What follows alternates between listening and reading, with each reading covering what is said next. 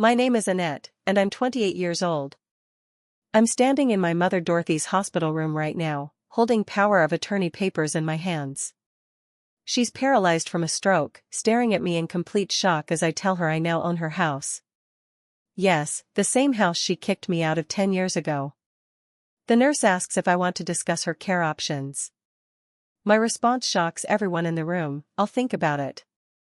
Then I walk out, leaving Dorothy crying helplessly in her bed. Before we dive into this incredible journey, I want to know where you're watching from today.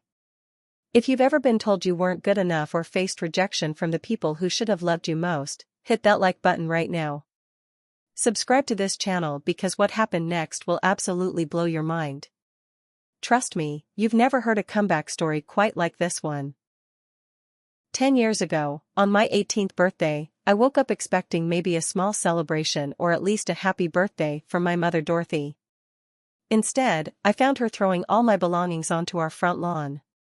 Every piece of clothing I owned, my school books, my personal items, everything was being tossed out like garbage while our neighbors watched from their windows.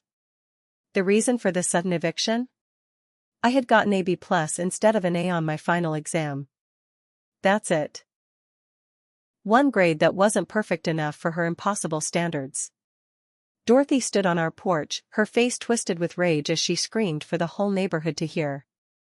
"You're nothing but a worthless mistake, Annette. You've ruined my life since the day you were born." Her words cut deeper when she revealed something I'd never known.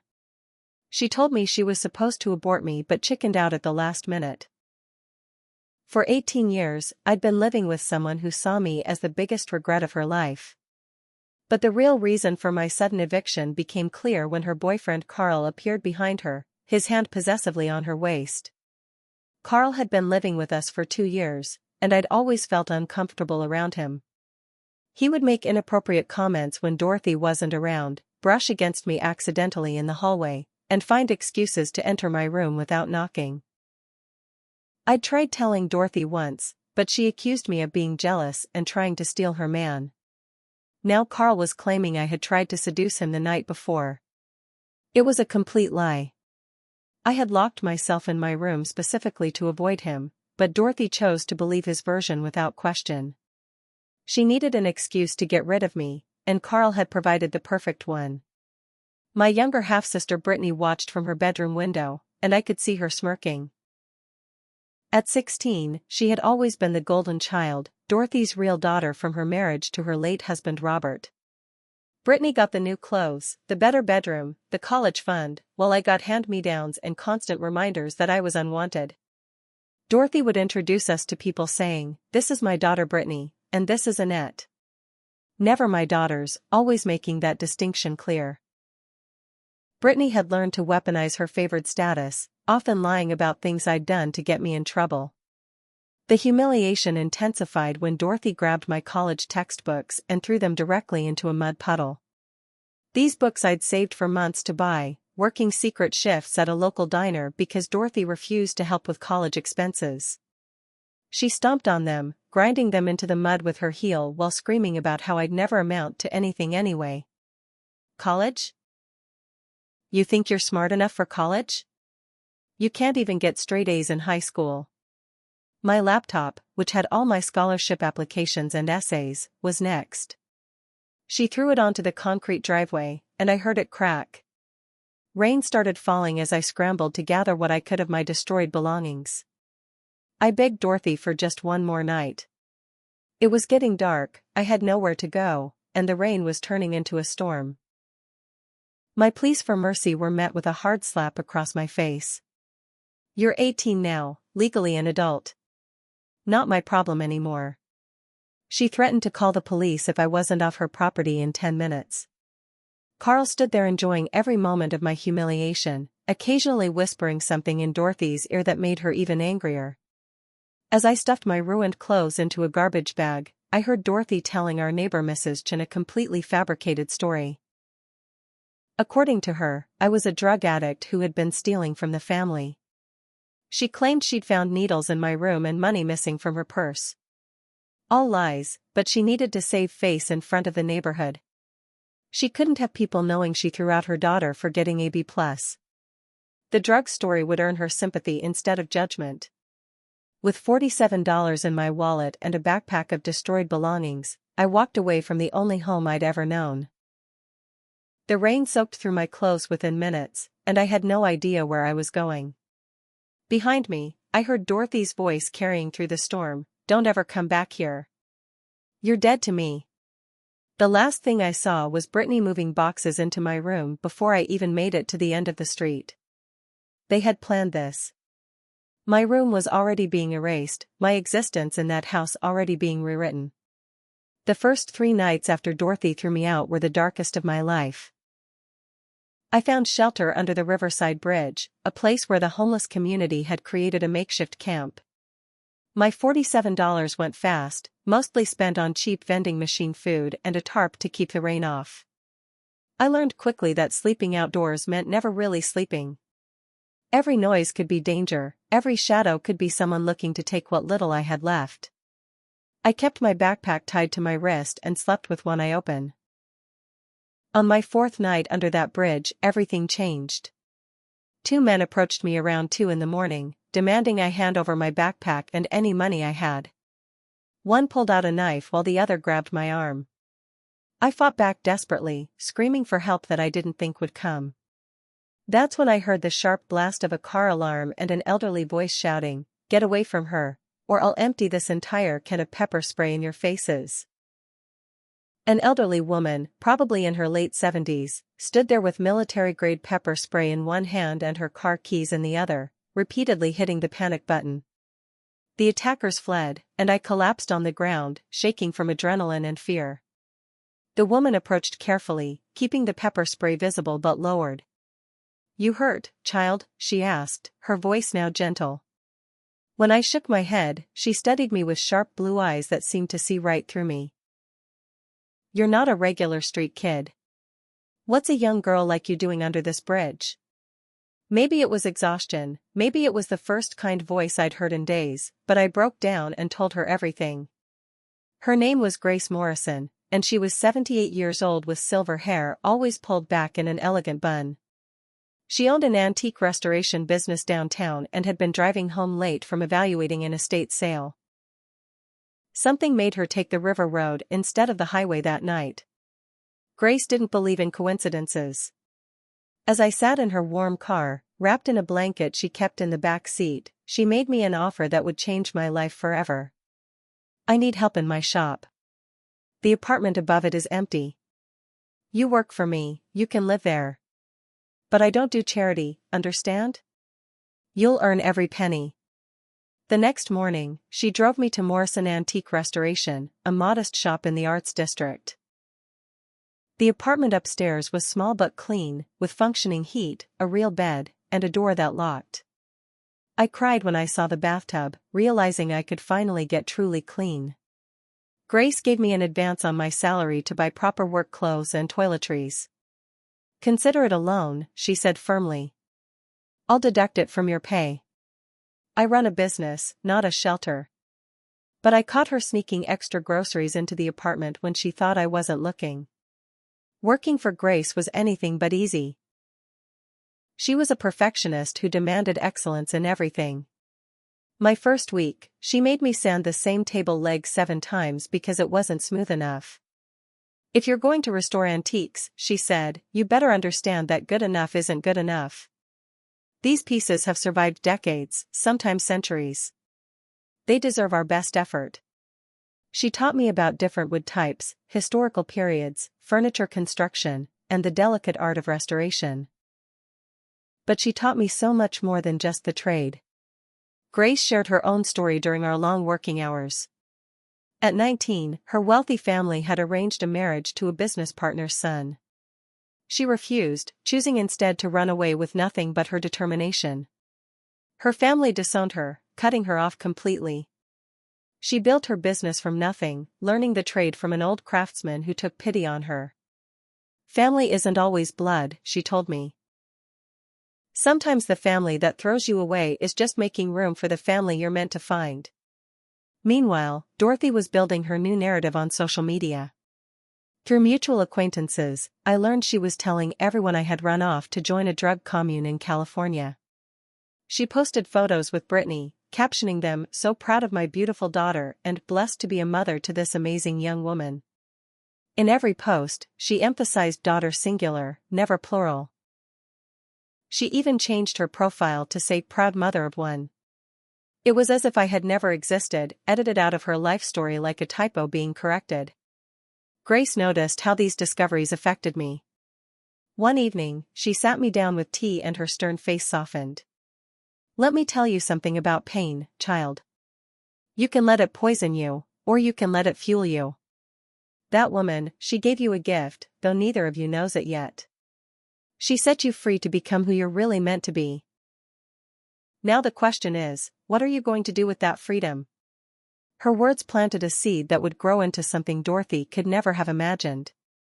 The transformation began slowly. Grace enrolled me in night classes at the community college, insisting education was non-negotiable. Days were spent in the shop learning the trade, evenings in class studying business, weekends handling the shop's customers.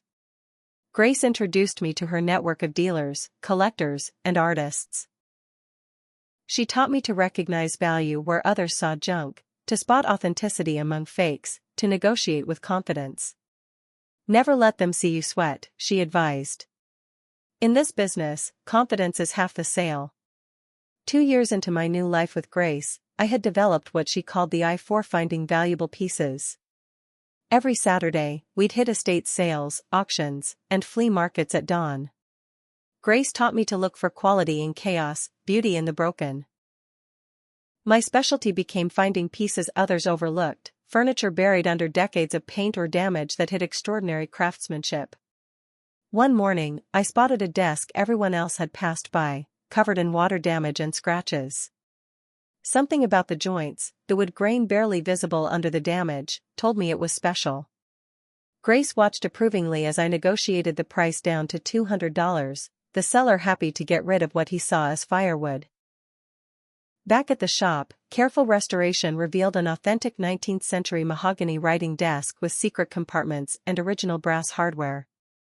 Grace helped me research its provenance, teaching me about maker's marks and historical documentation. When we sold it 3 months later for $15,000 to a collector from New York, Grace smiled proudly. "You've got it, kid. That instinct can't be taught." But just as my life was stabilizing, social media delivered another blow. A former high school classmate tagged me in a post, "Look what I saw on Instagram." It was Brittany's wedding announcement. The photos showed an elaborate engagement party at the country club Dorothy could never have afforded before. Brittany posed with her fiancé Kyle Pemberton, heir to a commercial real estate fortune. The caption read, "So blessed to have the most amazing mother helping plan my dream wedding. Thank you, Mom, for everything you've sacrificed for me." The comments were full of Dorothy's friends congratulating her on raising such a wonderful daughter. "You must be so proud, doing this all as a single mother," one read. Dorothy's response made my stomach turn. "It hasn't been easy being a single parent, but Brittany has always been worth every sacrifice. She's my entire world, my only family." The deliberate erasure of my existence was complete. I wasn't even a footnote in her story anymore. According to Dorothy's carefully crafted narrative, she had always been the devoted mother of one perfect daughter.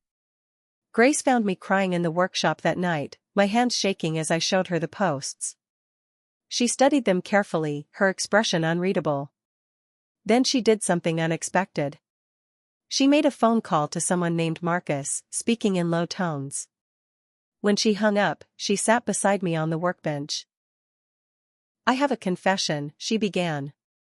"I've been keeping tabs on your mother through a private investigator. Started the day after I met you. I wanted to make sure she wouldn't cause problems for you here." I stared at her in shock as she continued. "That fiancé of your sister's? His family money comes from some shady real estate deals. And that house? Your mother sold it to Carl for far below market value. He sweet-talked her into putting his name on the deed 6 months ago, then bought her out for pennies. She's living in his rental property now, paying him rent on a house she used to own. She thinks she's being smart, but she's being played. Grace pulled out a file filled with documents, financial records, and photographs. My mother's life laid out in paperwork. The information painted a clear picture. Carl was a professional con man who specialized in lonely middle-aged women with assets. He'd done this before in 2 other states. Dorothy was his latest mark, and she'd fallen for it completely. He was systematically draining her resources while making her feel like he was taking care of her. The wedding funds were coming from Dorothy's retirement savings and a second mortgage on Carl's rental property that she'd co-signed. She was financing her golden child's fairy tale while her boyfriend robbed her blind. Grace watched me process this information, then spoke again. "I'm telling you this because you need to understand something. Success isn't just the best revenge, it's the only revenge worth having. But revenge isn't about destroying someone else.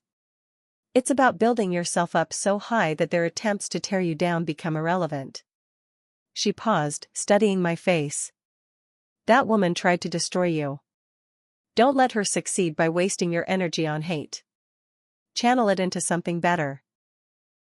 Over the following months, I threw myself into growing our business with newfound determination. Grace and I developed a system where I would find and acquire pieces while she handled the high-end restorations. Our profits increased dramatically. I started studying not just business but art history, authentication techniques, and international trade regulations. Grace introduced me to auction houses in New York and Los Angeles. By my 21st birthday, I was flying to estate sales across the country, building a network of contacts who alerted me to potential finds. Then Grace's health began declining. It started small, forgotten conversations, misplaced tools. But when she nearly collapsed during a restoration, I insisted on doctor visits. The diagnosis was heart disease. Years of working with chemicals and solvents had taken their toll. "We had maybe a year," the doctors said. Grace faced the news with her typical stoicism. "Well then, we better make it count." She accelerated my training, introducing me to lawyers, accountants, and investment advisors. Every connection she'd built over 50 years, she transferred to me. On what would be her last Christmas, Grace gave me a wrapped box. Inside were the deed to the building, business and corporation papers with my name as owner, and a bank statement showing $500,000 in an account with my name on it. "I've been saving since the day I met you," she explained. "Never had kids of my own, no family to speak of. You're my legacy now."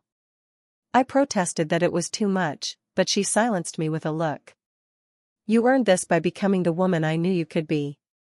Don't insult us both by pretending otherwise." Her final gift came on her deathbed. Marcus, the private investigator, delivered one last report. Carl's gambling debts had caught up with him. He was pressuring Dorothy to take out more loans, sell everything valuable. Their relationship was fracturing. Brittany's marriage was already showing cracks as Kyle's family investigated where their money was going. "Your moment is coming," Grace whispered, her hand weak in mine. "Remember what I taught you. Success first, opportunity second. Build yourself so strong that when the moment arrives, you'll be ready." Grace passed away peacefully in her sleep 2 days later. At her funeral, attended by hundreds from the antique community, I realized how many lives she'd touched. Dealers flew in from across the country, each with stories of Grace's kindness disguised as tough love. She'd been doing for others what she did for me, just more quietly. As they lowered her casket, I made a silent promise. I wouldn't waste the foundation she'd built for me. I would become everything Dorothy said I couldn't be, and more. The 5 years after Grace's death transformed me from a struggling restoration shop owner into a force in the antique world. I took the foundation she left and built something beyond either of our dreams. The first major change was rebranding Morrison Antique Restoration as Morrison & Associates Fine Art Restoration. I hired 2 master craftsmen Grace had always respected but could never afford, and a young woman named Jasmine who reminded me of myself at 18, hungry and determined despite life's attempts to break her. My business model evolved beyond simple restoration. I developed relationships with movie studios needing period pieces, museums requiring conservation work, and ultra-wealthy collectors seeking discreet authentication services. The breakthrough came when a Hollywood production designer discovered our work. She needed 30 pieces of 19th-century furniture restored to perfection for a period drama. The contract was worth more than the shop had made in Grace's best year. We delivered early, under budget, and word spread quickly through the entertainment industry. Meanwhile, I completed my business degree at night, then immediately enrolled in an MBA program. My day started at 5 a.m. in the workshop and ended at midnight studying financial models and market analysis. Grace's $500,000 remained untouched in investments, growing steadily. I lived modestly, reinvesting every profit back into the business. By 23, I owned the entire building. By 24, I bought the vacant warehouse next door for expansion. By 25, Morrison & Associates was the go-to restoration firm for the West Coast elite. The universe has a way of delivering information when you need it most. I was negotiating a contract with a hotel chain when their lawyer mentioned a familiar name. We're actually foreclosing on several properties from a Carl Watson. Guy leveraged everything for gambling debts, left his partners holding the bag. One of them is this woman, Dorothy something, who co-signed everything. She's losing her house next month. My poker face, perfected through years of negotiations, didn't crack. But inside, my heart raced with possibility. That evening, I hired my own investigator to get the complete picture. The findings were staggering. Carl had drained Dorothy of everything. Her retirement was gone, spent on his gambling and failed business ventures. Brittany's fairy tale marriage had imploded spectacularly when Kyle's family discovered she'd been funneling money from their joint accounts to support Dorothy and Carl. The Pembertons had their marriage annulled, claiming fraud. Brittany moved back with Dorothy just in time for Carl to abandon them both for a casino hostess in Vegas. The investigator's report included something that made my blood boil. Dorothy had been telling people for years that I was in federal prison for drug trafficking. She'd created an elaborate story about my descent into addiction, claiming she'd tried interventions and tough love before finally having to let me go. Some of my former classmates had even held a memorial service for me, believing I'd died in prison. Dorothy played the grieving mother perfectly, accepting condolences and sympathy while knowing exactly where her lies led. This discovery came just as a journalist was preparing a feature article about young entrepreneurs. When she asked about my background, I made a calculated decision. I told the truth. Not for revenge, but for all the other kids thrown away by their families. The article, titled From Homeless to Mogul, How One Woman Built an Empire After Being Disowned, went viral. Former classmates reached out in shock, realizing they'd been fed lies for years. Some shared their own interactions with Dorothy, how she'd used my fictional downfall as a cautionary tale while soliciting sympathy and sometimes money. But I wasn't content with just clearing my name. When Dorothy's house went to auction, I was ready. Through a shell company, I purchased the property for cash. The same house where she'd thrown my belongings in the mud, where she'd chosen her boyfriend over her daughter, where she'd erased my existence. The irony was delicious, but it was also strategic. The property had appreciated significantly, and the location was perfect for a new venture I was planning, a training center for disadvantaged youth learning restoration skills. Brittany found out about my success through social media, where the viral article had been shared thousands of times. Her attempts to contact me started subtly. First, LinkedIn connection requests I ignored. Then emails to my business account that my assistant filtered out. Finally, she showed up at my office, designer clothes replaced by discount store basics, her entitled attitude dampened by desperation. Security called me, and I watched her on the camera feed, debating whether to engage. "Please, Annette, just 5 minutes," she begged the security guard. "She's my sister. We're family." The word sister from her lips after years of being treated as an unwanted stranger made me laugh bitterly. But I was curious. Grace had taught me that information was power, and Brittany might have information I could use. I had her brought to my office, making her wait an hour first while I finished actual important business. The woman who entered my office was a shadow of the smirking 16-year-old who'd watched from her window as I was thrown out. Life had humbled her, carved away the smugness and revealed someone desperate and afraid. She sat across from my desk, taking in the awards on the walls, the view of the city skyline, the obvious success surrounding us. "I know you hate me," she began, and I held up a hand to stop her. "Hate requires emotional investment. I nothing you, Brittany. You're just someone who existed in my past." What came next was a confession years in the making. Brittany admitted she'd known Carl was lying about me trying to seduce him. She'd actually walked in on Carl trying to corner me in the laundry room that night, seen me push past him and lock myself in my bedroom. But Dorothy had already been looking for an excuse to remove me from the house. She was paranoid about Carl, had noticed his wandering eye. Her previous boyfriend had left her for a younger woman, and Dorothy was convinced history would repeat itself with her teenage daughter in the house. "She used to say you looked too much like your father," Brittany revealed. "That seeing you reminded her of all her mistakes. When you started getting prettier, developing, she saw you as competition. Carl just gave her the excuse she needed. She knew the truth but chose the lie because it served her purpose." The revelation that my own mother had seen me as romantic competition rather than a daughter to protect was sickening. But it also freed something in me. Her rejection hadn't been about my worth, it had been about her own insecurities. The meeting with Brittany provided more than just painful revelations. She unknowingly gave me the final piece of information I needed. During her rambling attempts to gain my sympathy, she mentioned that Dorothy had been telling people she was trying to find me to make amends. This was new. Apparently, facing poverty and abandonment had given Dorothy a convenient change of heart about her disowned daughter. She was now claiming she'd hired investigators to find me, worried sick about her lost child. The same child she'd told everyone was dead or in prison. My lawyer, Harold Fitzgerald, had been Grace's attorney and now served as mine. When I told him about Dorothy's sudden maternal concern, he smiled like a shark sensing blood. "If she's claiming she's been searching for you, that's acknowledgement that you exist. Opens up interesting possibilities regarding your father's estate." He pulled out files he'd been maintaining for years.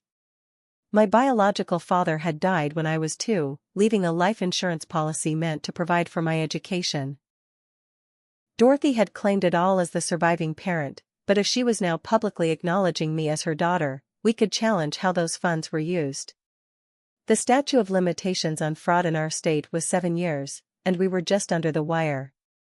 Harold subpoenaed financial records showing Dorothy had used my father's life insurance not for my education but for cosmetic surgery, a new car, and vacations with various boyfriends. The money meant to secure my future had been spent on her attempts to stay young and attractive. The documentation was damning, but I held off on filing charges. Grace had taught me patience, and I wanted Dorothy to fully experience the consequences of her choices first. Then fate intervened in a way I never expected. Dorothy had a massive stroke while arguing with Brittany about money. The stress of losing everything, combined with years of poor health choices and alcohol abuse, finally caught up. She was rushed to the hospital where doctors managed to save her life, but the damage was extensive. She was partially paralyzed, able to understand everything but struggling to speak. The cosmic justice of her being unable to spread lies anymore wasn't lost on me. The hospital needed to contact next of kin for medical decisions. Brittany was listed, but as a co-debtor on Dorothy's numerous defaulted loans, she had no resources for medical care. That's when the social worker discovered I existed. Despite years of being written out of Dorothy's narrative, legally I was still her daughter. The call came on a Thursday afternoon. "Ms. Morrison? This is Beth Coleman from St. Mary's Hospital. We have your mother Dorothy here, and we need to discuss her care options." I arrived at the hospital in my Tesla, wearing a designer suit that cost more than Dorothy used to make in a month. The contrast wasn't lost on the staff who'd been told by Brittany that I was probably homeless or worse. Brittany was in the waiting room, and her eyes widened when she saw me. Gone was any pretense of the superior sister. She looked exhausted, defeated, and suddenly very small. "Annette, thank God you're here. I don't know what to do. They want a $50,000 deposit for the rehabilitation center, and I can't even afford parking." We went to Dorothy's room together. The woman in the bed was a shell of the person who'd thrown me out 10 years ago. Her face was partially frozen, one side drooping. But her eyes were alert, and they filled with shock when she saw me. I could see her trying to process my appearance, the obvious wealth, the confidence. This wasn't the worthless mistake she'd discarded. Brittany started babbling, filling the silence with explanations Dorothy couldn't give. "Mom's been looking for you for years, Annette. She hired investigators and everything. She wanted to apologize." I smiled coldly. "Is that the story now? How interesting. Because I have court documents where she testified I was dead. Death certificates she tried to file. Police reports claiming I was a dangerous addict. Which version should I believe, Brittany?" Dorothy's eyes darted between us, and I saw her try to speak, managing only garbled sounds. The nurse entered to check her vitals, treating me with the deference reserved for wealthy patrons. "Will you be handling your mother's care decisions, Ms. Morrison?" "I need to review her options," I replied professionally. Then I pulled out my phone and called Harold. "Can you bring those documents to St. Mary's Hospital?" "Yes, the fraud case files. And the deed to her former house." I watched Dorothy's face as understanding dawned. She knew I owned her house. The power of attorney papers were just a formality, but they represented a complete reversal of our positions. The child she'd thrown away now controlled her fate. Brittany broke down completely when I showed her the house deed and the evidence of fraud. "You could destroy us," she whispered. "You could have Mom charged with fraud, take everything." I nodded calmly. Yes, I could. But unlike Dorothy, I don't abandon family, even family that abandoned me. Here's what's going to happen. I'll pay for Dorothy's care at a standard facility. Not the luxury rehab center you wanted, but somewhere clean and professional. In exchange, you're going to sign these documents admitting the truth about what happened 10 years ago. The documents Harold prepared were thorough. Brittany's sworn statement detailed every lie, every act of cruelty, every theft of what should have been mine. She admitted to knowing about Carl's harassment, Dorothy's financial fraud, and the systematic campaign to destroy my reputation. It was all there in black and white, notarized and legally binding. "I'm not doing this for revenge," I explained. "I'm doing it for the next kid whose parent throws them away. This documentation will help my foundation assist others." Dorothy watched this exchange with tears rolling down her functioning eye. Whether they were tears of regret, frustration, or self-pity, I neither knew nor cared. I arranged for her care with clinical efficiency, ensuring she had what she needed but nothing more.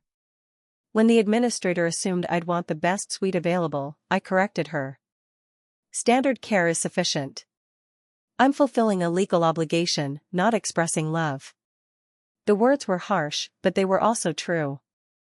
Dorothy had killed any love I might have had for her 10 years ago. Before leaving, I placed a photo on Dorothy's bedside table. It was Grace and me at the shop, both covered in sawdust and smiling at the camera. "This is my mother," I told Dorothy. "The woman who found me after you threw me away. She taught me that family isn't blood, it's choice. She chose me when you didn't. Every success I have, every moment of happiness, I owe to her. You gave birth to me, Dorothy, but Grace gave me life." I turned to leave, then paused at the door. "Oh, and about your house?" "I'm turning it into a training center for homeless youth. Kids whose parents threw them away, just like you threw me away. It seems fitting that the place where you destroyed my childhood will become a place where other kids rebuild theirs." Grace would have loved the irony. Dorothy made strangled sounds, trying desperately to speak, but I walked out without looking back. Some conversations were 10 years too late. The weeks following Dorothy's stroke established a new dynamic I never could have imagined. I set her up in Riverside Care Center, a clean, professional facility that provided good care without the amenities of the high-end rehabilitation centers Brittany had dreamed of. The irony wasn't lost on me that it was only a few miles from the bridge where I'd slept after Dorothy threw me out. Every few days, I received updates from the staff. Dorothy was making minimal progress with speech therapy, able to form simple words but struggling with complex thoughts. Brittany surprised me by actually showing up for the job interview I offered. She arrived an hour early, wearing a borrowed suit that didn't quite fit, her resume padded with exaggerations about her retail experience. I had my HR manager conduct the initial interview while I watched from my office camera. The woman who once smirked as I was thrown out now sat nervously, desperately trying to impress for an entry-level position. When asked why she wanted to work in antique restoration, she gave an honest answer: "I need to learn what real work means. I've been spoiled and selfish my whole life. My sister built this from nothing, and I want to understand how." I hired her, but not out of kindness. I wanted her to see every day what she could have had if she'd treated me like family instead of competition. Her starting position was warehouse assistant, the same job I'd started with under Grace. She would sand furniture, handle chemical strippers, load trucks, and learn the value of hard work. Her supervisor, James, was a former homeless veteran I'd hired 3 years ago. He didn't know Brittany was my sister and treated her like any other new employee, which meant no special favors. Within a week, Brittany's manicured nails were ruined, her hands blistered from sanding, her back aching from lifting furniture. But she didn't quit.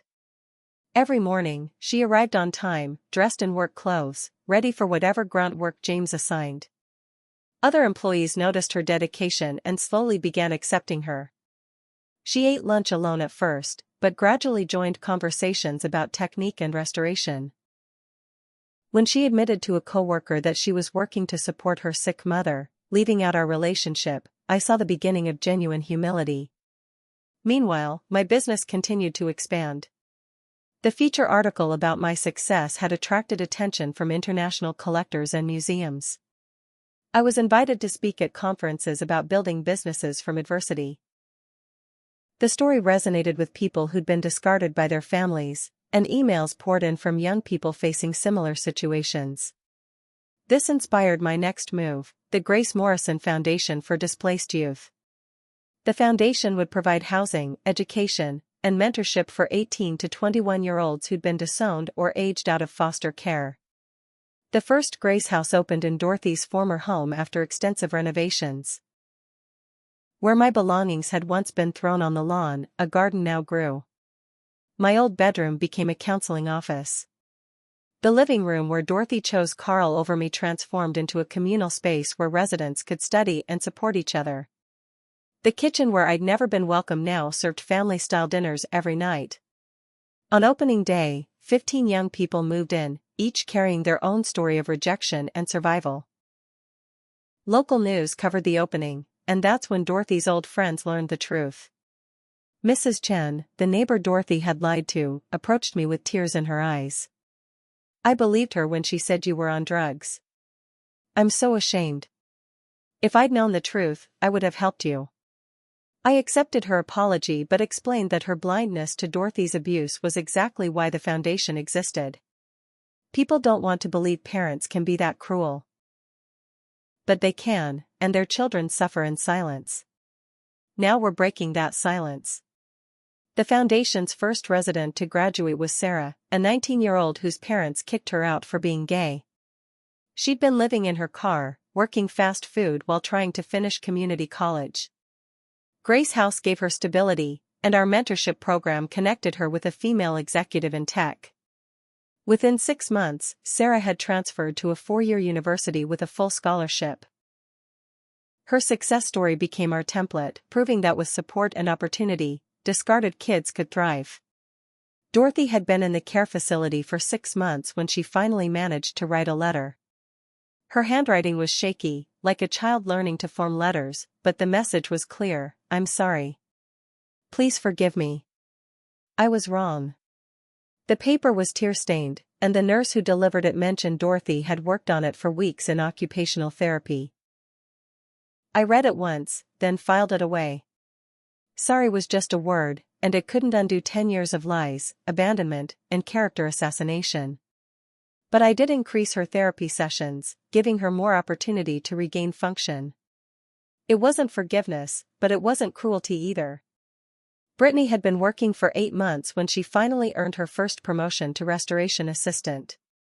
She'd proven herself through long hours, dedication, and a surprising aptitude for detail work. James recommended her advancement, noting that she never mentioned our relationship or expected special treatment. When I signed off on her raise, I included a note, "You're earning your way." Grace would approve. It was the first personal communication I'd given her since hiring her, and she treasured it like gold. The real test came when a client brought in a piece that turned out to be from Dorothy's old house, a mirror she'd sold to an antique dealer during her financial spiral. Brittany recognized it immediately but said nothing until after work. She knocked on my office door, holding the work order. "This was Mom's," she said simply. The mirror from her bedroom. She loved this piece, said it reminded her of her grandmother. "Do you want me to assign someone else to restore it?" I studied her face, seeing genuine concern rather than manipulation. "No. You restore it. Do your best work. Then we'll donate it to Grace House. Let it reflect better things than it has before." A year after Dorothy's stroke, I received a call that she was failing. The years of alcohol abuse and stress had damaged her heart, and another stroke was imminent. Brittany and I went to see her together, the first time we'd been in her presence as sisters rather than adversary and victim. Dorothy could speak simple sentences now, and her first words to us were, "My girls." The possessiveness that once would have enraged me now seemed merely sad. She'd had 2 daughters and thrown one away, only claiming us both when facing mortality. I was jealous, she managed to say, each word a struggle. "You were prettier. Smarter. Like your father." I hated him for dying. Hated you for living. The admission was stunning in its honesty. She'd spent so many years lying that truth seemed foreign on her lips.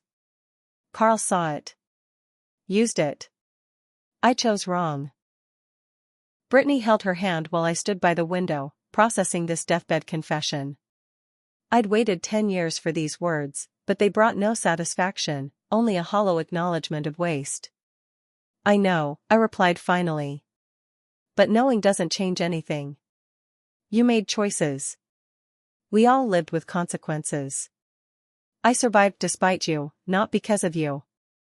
Dorothy nodded weakly, understanding that forgiveness wasn't mine to give anymore.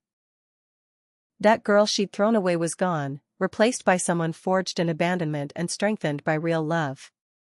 "Take care of Brittany," she whispered. "She's trying. That I could promise.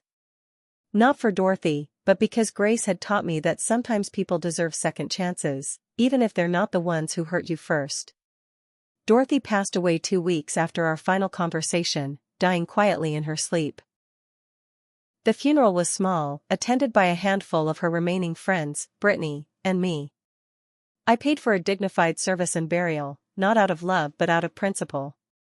Grace had taught me that how we treat the dead reflects who we are, not who they were. As they lowered Dorothy's casket, I felt neither grief nor joy, just a sense of completion. The woman who birthed me but never mothered me was gone, and with her went the last obligation to my past. 2 years later, my company Morrison & Associates went international with offices in London, Paris, and Tokyo. The expansion happened organically as museums and collectors worldwide sought our expertise. I was featured in Forbes' 40 Under 40 issue with a cover story titled "From Homeless to Heritage, the Annette Morrison Story." The article mentioned my difficult childhood but focused on Grace's mentorship and the business empire we'd built together. I insisted they include Grace's photo alongside mine. She deserved equal credit for what we'd achieved. The interview questions about family were the hardest. I chose honesty over bitterness. My biological mother and I had a complicated relationship. She wasn't capable of being the parent I needed, but that opened the door for Grace Morrison to become my true mother. Sometimes we're born into one family but find our real family later. I was lucky enough to find mine at 18, even though it felt like the end of the world at the time. The response was overwhelming, with thousands sharing their own stories of found families and chosen love. Brittany had worked her way up to senior restoration specialist by then, becoming one of our most skilled artisans. The entitled girl who'd smirked from her window had transformed into a dedicated professional who mentored new employees with patience and kindness. She lived modestly, saving money to eventually open her own small restoration shop. When she finally told coworkers I was her sister, they were shocked. She'd never traded on our relationship, earning respect through merit alone. Grace would have been proud of the woman she'd become. The Grace Morrison Foundation had expanded to 5 cities, with over 300 young adults graduating from our programs. Sarah, our first graduate, returned as a program director, using her tech success to create opportunities for others. The foundation's annual gala attracted celebrities and philanthropists, raising millions for expansion. But the real success wasn't in dollars raised but lives changed. Every kid who walked through our doors carrying rejection learned they were worthy of love, support, and success. At the 5th anniversary gala, held in the ballroom of a hotel that once belonged to Kyle Pemberton's family, I gave the keynote speech. The irony of the venue wasn't lost on Brittany, who attended as both my sister and an employee. I spoke about transformation, about how being called worthless had driven me to prove my worth. Being thrown away at 18 was the greatest gift my mother never intended to give me. It forced me to find my real family, build my own worth, and create success from spite. But the real victory isn't in what I built. It's in what we're building together for every discarded child who needs to know they matter. The speech went viral, viewed over 10 million times in a week. Messages poured in from around the world, kids and adults sharing stories of family rejection and personal triumph. Corporate sponsors lined up to support foundation expansion. Universities offered partnerships for scholarship programs. The girl once sleeping under a bridge had created a movement, all because one elderly woman saw potential where another saw only problems. Grace's legacy lived in every life we touched, every child we housed, every future we made possible. Brittany approached me after the gala, tears in her eyes. "I'm sorry I wasn't a sister when you needed one. I can't change the past, but I want you to know I see you now. Really see you. Not as competition or threat, but as the sister I should have protected." The apology was a decade late but genuine. We would never have the closeness of sisters who grew up supporting each other, but we were building something new. Not best friends, but no longer enemies. It was enough. I still visited Grace's grave monthly, updating her on the foundation's progress. The antique shop where she'd saved me had become a training center where young people learned restoration skills alongside life skills. Her apartment where I'd first felt safe was now a transitional housing unit for kids aging out of foster care. Everything she'd given me, I paid forward tenfold. On this visit, I brought special news. The foundation had received its largest donation ever, enough to open 10 new houses. The donor wished to remain anonymous, but I knew it was from a tech billionaire whose son we'd helped when his parents disowned him for dropping out of Stanford. "We did it, Grandma," I whispered to her headstone, using the title she'd never claimed but always deserved. "That scared kid you found under a bridge has helped hundreds of other scared kids. You taught me that success is the best revenge, but you were wrong about one thing. It's not revenge at all. It's redemption. Every kid we help redeems the pain of being thrown away. Every success story proves that family isn't about blood but about choice. You chose me when no one else would. Now I choose them."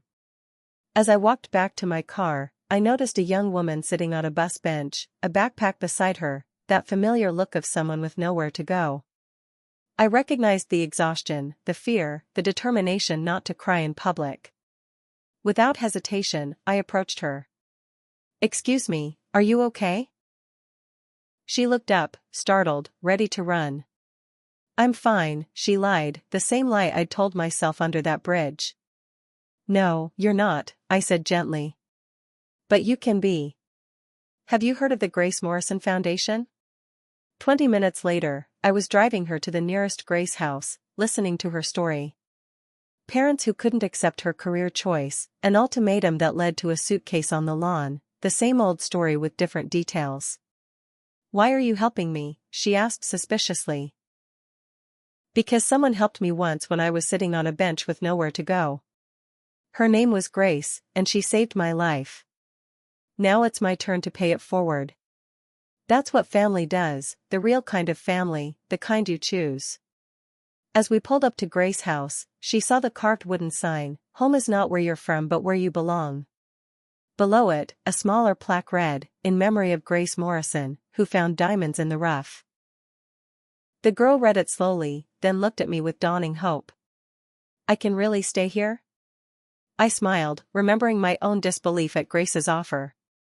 You can stay as long as you need. But I warn you, we'll expect you to work hard, dream big, and eventually help someone else. That's the deal. She nodded eagerly, grabbing her backpack with renewed energy. As staff welcomed her inside, I thought about Dorothy one last time. My biological mother had labeled me a worthless mistake, but her cruelty had led me to grace, to purpose, to a life of meaning beyond anything Dorothy could imagine. In trying to destroy me, she'd created someone stronger than she ever was. The 18-year-old girl thrown away in shame had become a woman who caught others when they fell. That was the ultimate triumph, the perfect response to being called worthless, proving your worth not to those who rejected you, but to those who needed you. The cycle of redemption continued, one saved child at a time.